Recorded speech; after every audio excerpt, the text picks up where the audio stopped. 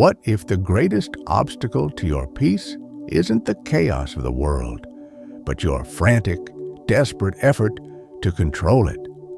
We are trapped between two false masters. The first is the cult of force. It tells us to hustle, to grind, to bend reality to our will. The second is the cult of wishing. It tells us to manifest, to align our frequency, and to passively receive what the universe, as if it were a cosmic concierge, decides we are worthy of. Both, in their own way, are a declaration of slavery. One chains us to our actions, the other to our desires. Both leave us shattered when the world, which is indifferent to our efforts and our wishes, simply does what it does. There is a third path, an ancient path. It is not about forcing the world, nor is it about passively attracting it. It is about building an inner fortress, a citadel of the mind so calm, so clear, and so strong that it becomes in itself the only victory that matters. The goal is not to get what you want, but to never be broken by what you get. By the end of our time together, you will understand the architecture of this fortress. This is not about doing more. It is not, in fact, about doing nothing in the way you've been told. It is about learning to separate the signal from the noise, the real from the imagined, and, most importantly, what is yours from what is not. Before we walk this path, a necessary clarification. This is a philosophical exploration of principles that have been tested in the fires of empire, plague, and war for 2 millennia. It is intended for educational and reflective purposes only. It is not medical, financial, or psychological advice. True transformation requires your own deep reflection, and often the guidance of qualified professionals. We are here to interrogate ideas, not to receive dogma.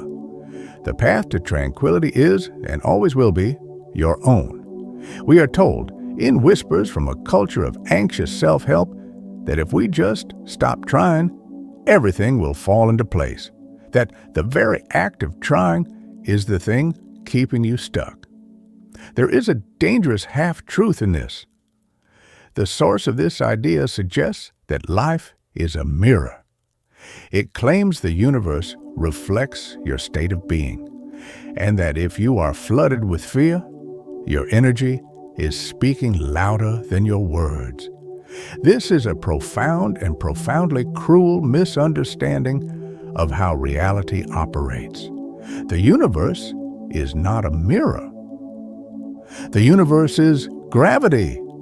It does not care about your vibrations. It does not respond to your neediness or your wholeness. It is a vast interconnected system of cause and effect, of logos, as the ancient Stoics called it. A storm does not gather because you are unworthy of a sunny day. It gathers because of atmospheric pressure, temperature, and moisture. It is indifferent to believe that you are failing, because the universe is mirroring your lack, is to invent a new and exquisite form of self-torture. You have made yourself responsible for the rain. The real mirror is not the world outside. The only mirror that matters is your mind, and it is not reflecting your state. It is creating it. The ancients understood this. What you resist does not persist in the world. It persists in your head. The event is over. The insult was spoken. The deadline was missed. The opportunity was lost. It is gone. It is ash. What persists is your judgment about it. Your internal monologue raging against reality, insisting that what happened should not have happened. This is the definition of madness.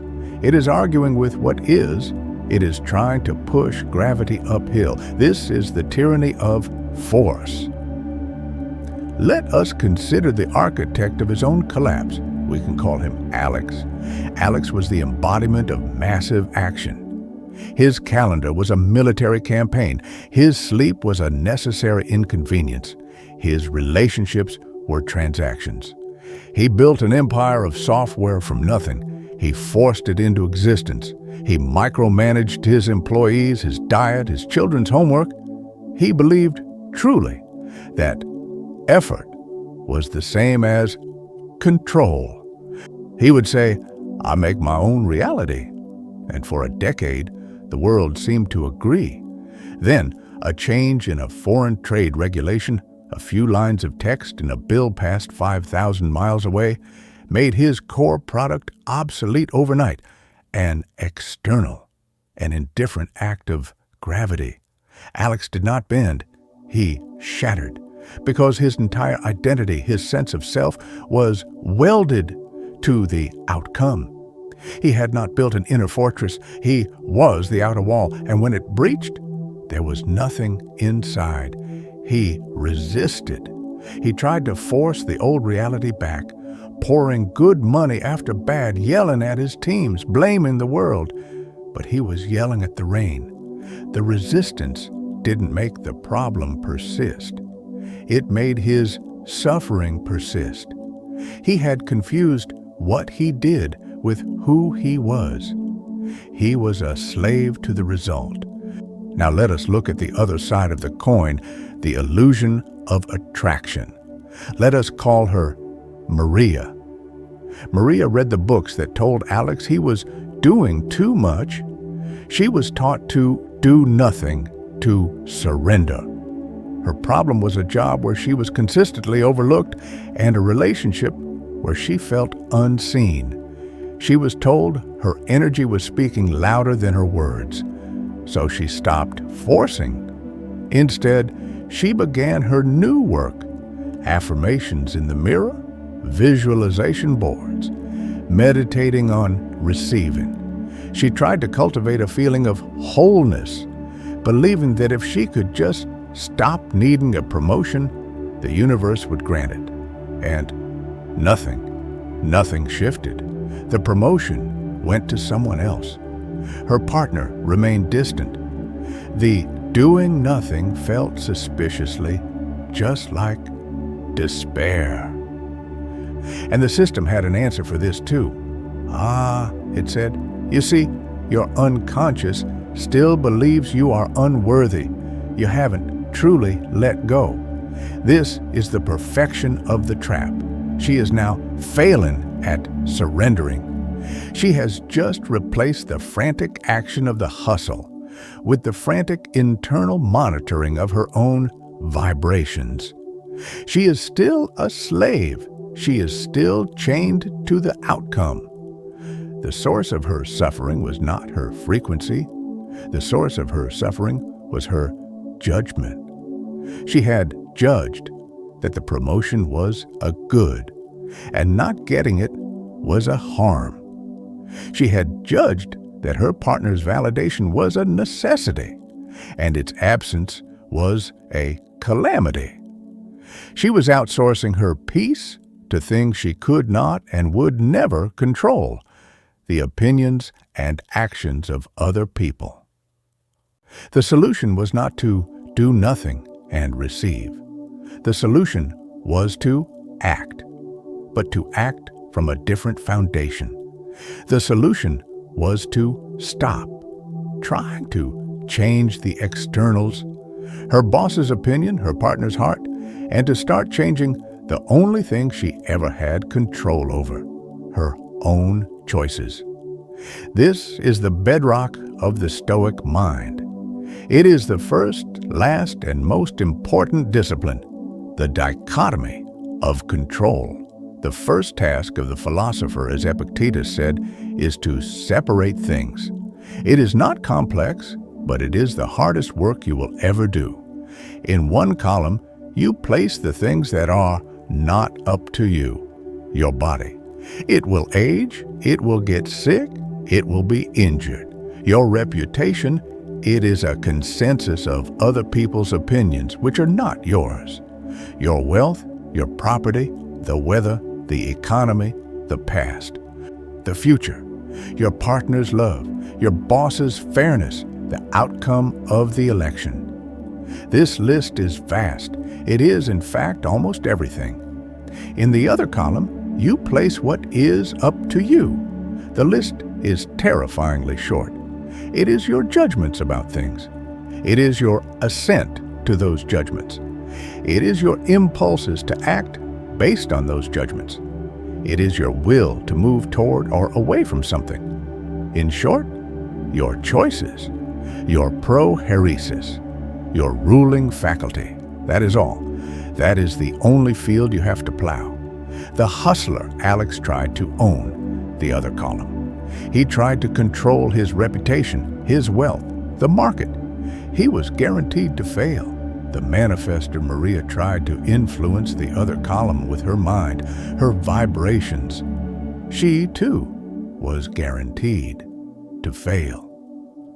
Both were building their house on the sand. The Stoic does nothing against the first column. To do nothing against the tide is not passivity, it is sanity. It is to conserve 100% of your energy for the only battle you can win, the battle within your own mind. Let's return to Maria. Her awakening, her hard lesson, came not when she aligned and her partner magically changed. It came when she realized that his change was irrelevant. It was in the wrong column. Her dignity, however, that was in her column. She had been choosing to assent to the impression, I need his validation to be whole. She had been choosing to act from that need. Her surrender was not to a mystical universe. Her surrender was to reality. The reality was, this is who he is. The action that followed was not neediness, it was clarity. She did nothing to change him. She did everything to change her own choice. She set a boundary, and when it was crossed, she left. This was not an act of attraction or receiving. It was an act of self-possession. She stopped asking the external world to make her happy and chose her own character. She traded the hope of a good outcome for the certainty of a virtuous action. This is the silent force that actually shapes our reality. It's not energy, it's character. We are told that when you finally stop forcing, something unsettling happens. Nothing. No lightning bolts, no miracles, just silence. This is called the creative void. This is another half-truth, another mystical veil thrown over a simple psychological mechanism. This void is not creative, it is diagnostic. It is the pause. It is the space between stimulus and response. For most of humanity, this space is infinitesimally small. A car cuts you off in traffic. Stimulus. Your heart pounds, you curse, you lean on the horn. Response. An email arrives with a criticism. Stimulus. Your stomach floods with acid, you feel shame, you draft an angry reply. Response. There is no space. You are a machine of habit. Doing nothing is the radical act of inserting a wedge into that space. You create the void. You are insulted. Stimulus, the void. Response. In that void, that moment of disciplined stillness, the real work is done. You do nothing externally. You do everything internally. You catch the impression. The impression says, he insulted me. This is terrible. I am being attacked. I must defend myself. The untrained mind assents to this immediately. It agrees. Yes, this is true. And it reacts. The trained mind, the Stoic mind, stops. It does nothing. It holds the impression at arm's length, like a scientist examining a specimen. It asks, what are you, impression? Are you the thing itself, or just my judgment about the thing? He spoke words. The words are an external, they are vibrations in the air. The judgment that those words are harmful or terrible is mine. It is an internal. It is a choice. And in that void, you choose not to assent. You choose to see the words as just that, words, spoken by another person who is likely acting from their own false judgments, their own fear, their own misery. As Marcus Aurelius would remind himself, he is my kinsman. He is mistaken. He is harming himself, not me. This is not passivity. This is the highest form of action. It is the protection of your ruling faculty. It is guarding the citadel. When you do this, the unsettling silence is in fact the sound of peace. It's the sound of power, not power over others, but power over yourself. The power to not be moved, the power to not be harmed. This is the state that the source transcript gropes for, calling it individuation. It is not a mystical remembering of a self buried beneath conditioning. It is the active, daily, moment-by-moment building of a new self. It is architecture. It is training. This brings us to our third story, the transformation. Let's call him James. James was not a high flyer like Alex or a seeker like Maria. He was just living until he received a diagnosis, a chronic degenerative illness. It came with constant low-grade pain and a steady erosion of his physical abilities. Gravity. His first year was a predictable hell. He tried Alex's path. Force. He fought the disease. He resisted reality. He spent tens of thousands of dollars on unproven cures. He was filled with rage at his body, at his doctors, at his fate. His resistance did not change the illness, but it magnified his suffering. His second year, in despair, he tried Maria's path, wishing. He was told to visualize healing, to not give energy to the disease. He tried to align with wellness. This, too, was a catastrophe, because every day the pain was there, and every day the pain was a testament to his failure. He was unworthy of healing. He was attracting the sickness. This path added a layer of shame and self-blame to his physical pain. He was broken. He had done nothing and done everything, and both had failed. He found his way to this ancient third path. It began with the scalpel, the dichotomy. He sat down, not to visualize or to fight, but to inventory. In the not mine column, the existence of the disease, the symptoms themselves, the sensations of pain, the opinions of others, the fact that he could no longer run a marathon. In the mind column, his judgment about the pain. Was it a catastrophe that ends my life, or a sensation to be managed? His actions in response. Would he do his physical therapy or despair? His character. Would he be bitter and cruel to his family, or could he still be kind? Could he still be useful? He did nothing about the first column. He surrendered. He accepted the disease. This was not giving up. This was amor fati, the love of fate. He stopped arguing with what is. He stopped yelling at the rain. The disease is. So, and then he did everything in the second column. He got to work. He redefined a good day. It was no longer a pain-free day, an external he couldn't control. It was a virtuous day, an internal he could. A good day was a day he did his rehab exercises, whether he felt like it or not. A good day was a day he read to his child, despite the pain.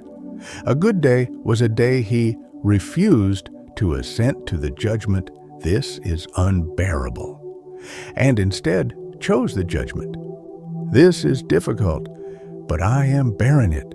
This is the forge. We are the steel, life is the fire. We do not ask the fire to be less hot.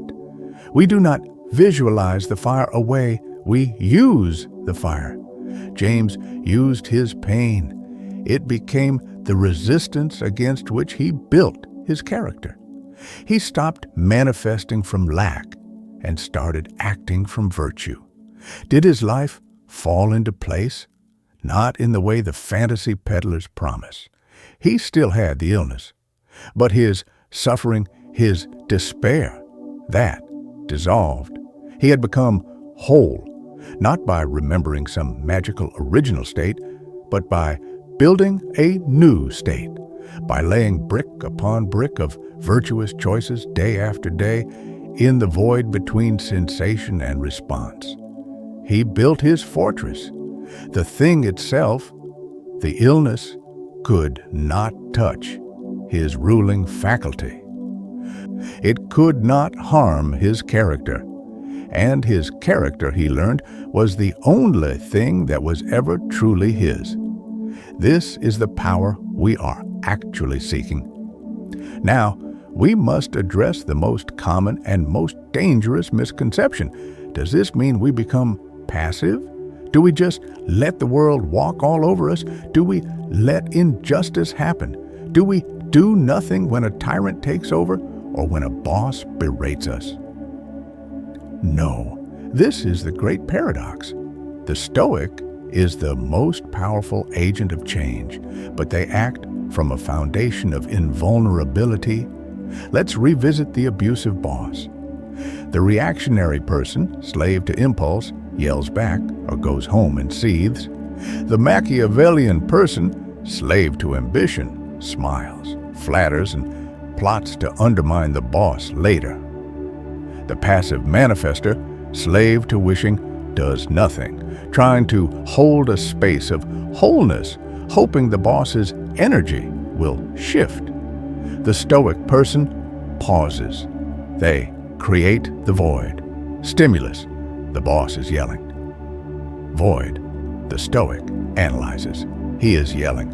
This is an external. His anger is his judgment, his failing. It cannot harm my character. The impression I am being harmed is a lie. I reject it. Response. The Stoic does nothing in response to the anger. They do not absorb it. They do not reflect it. They do not resist it. They observe it. And then, from a place of complete calm, they choose their action. The action is in their column. It might be to say firmly and calmly, "I understand you are frustrated, but I will not be spoken to this way." It might be to say nothing, and to go back to their desk and begin the search for a new job. It might be to start documenting the abuse for human resources. The action is not the point. The source of the action is the Stoic acts not from fear, not from anger, not from a need for the boss to change, but from a choice to live in accordance with their own virtue, their own dignity. This is true power. The Machiavellian needs the boss to be tricked. The reactionary person needs the boss to stop yelling. The Stoic needs nothing from the boss. The Stoic's peace is already secure. It is inside the citadel. Therefore, the Stoic can act in the world with perfect clarity and accept the outcome, whatever it is. If they get fired for setting the boundary, amor fati. That is an external. It is a dispreferred indifferent. It cannot harm me. And they move on. The source you heard from tells you, you are not here to strive your way into worthiness. You are here to embody the truth that you've been worthy all along. This is a comforting sentiment, but it is, again, a half-truth. The Stoic truth is more demanding. Your worth is not a state you remember. It is not something you already carry. Your worth is a product of your choices. It is earned, not in the hustle for externals, but in the daily internal struggle for virtue. You build your worthiness. You forge it. You are worthy. When you choose to act with courage, you are worthy. When you choose to act with justice, you are worthy.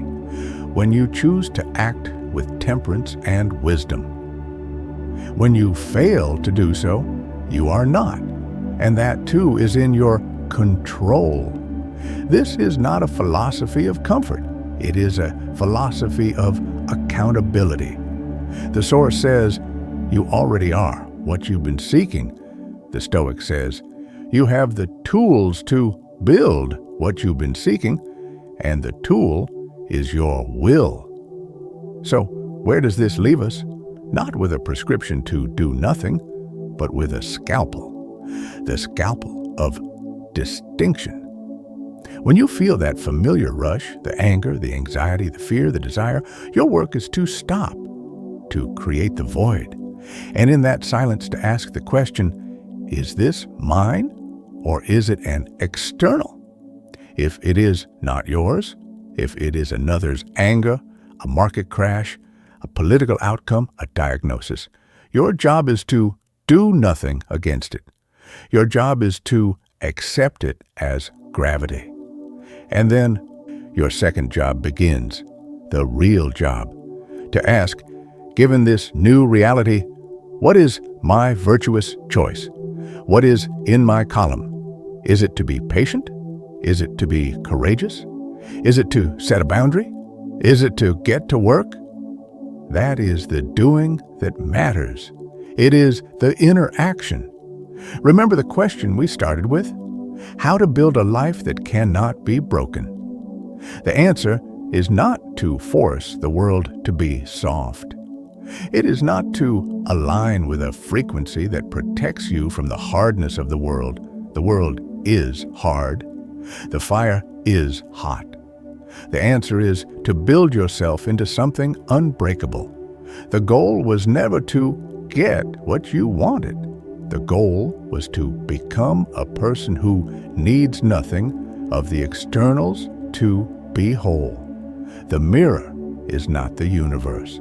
The mirror is your mind, your judgments, your choices. Keep it clean, keep it clear. That is the only underlinement that will ever set you free. This is the architecture of the inner life.